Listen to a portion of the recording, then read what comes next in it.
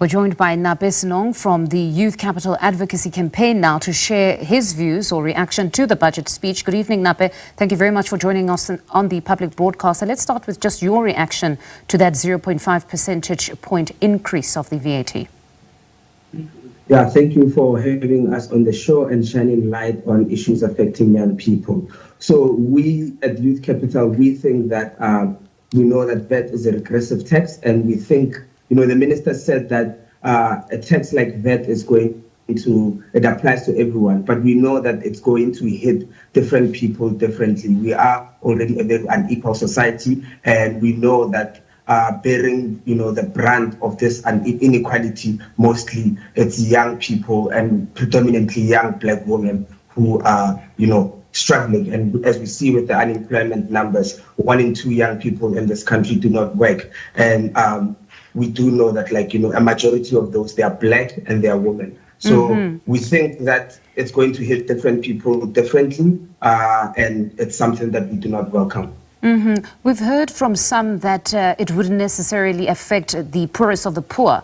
We're speaking to one political economist not so long ago, and he said, in fact, it will probably affect the middle class the most in this instance. That's the 0.5% increase.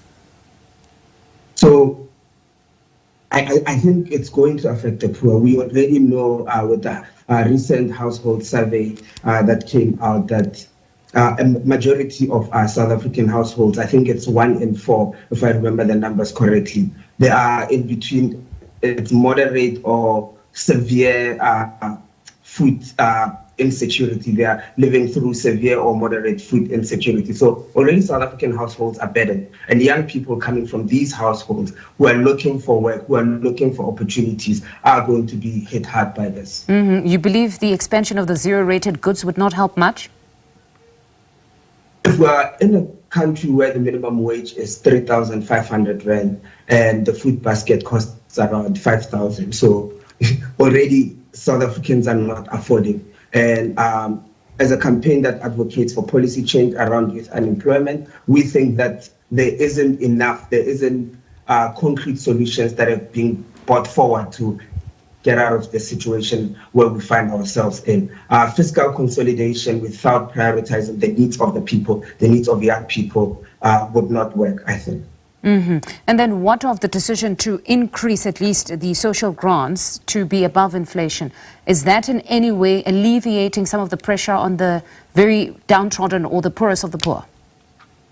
So in our work, we mostly engage with young people, and a lot of young people depend on the SRD grant.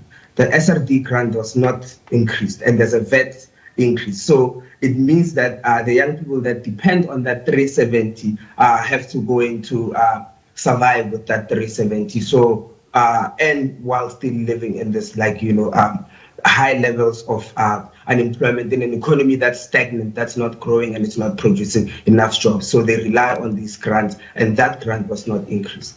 What would you have loved to hear from the finance minister now? Because some are still saying that there's been a significant reduction. It was first proposed that it would have been a 2%. It's moved to 0.5%, that it was a necessary increase in this respect. But what would you have preferred to hear from the finance minister?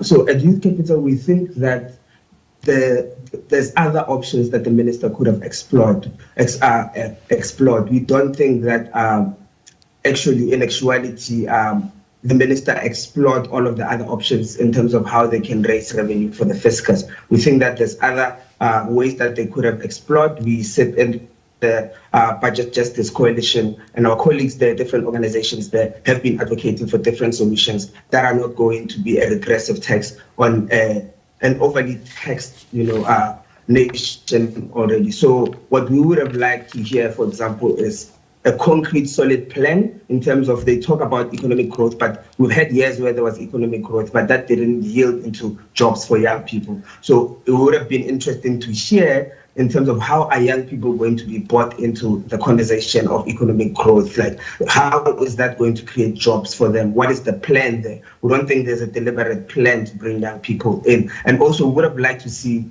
a commitment, medium, to long-term commitment in terms of public employment programs that young people rely on. For example, we know that there's a contraction in the schools assistance program.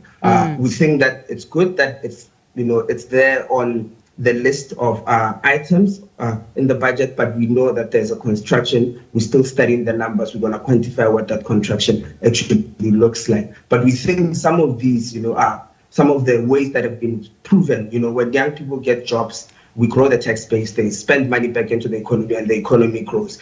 Unemployment, one is almost a single hand, one of the biggest contributors to inequality, poverty, So we think that we would have loved to hear a plan in terms of how we're going to eradicate unemployment, because just saying economic growth, that does not, sometimes the economy can grow and it's a jobless growth.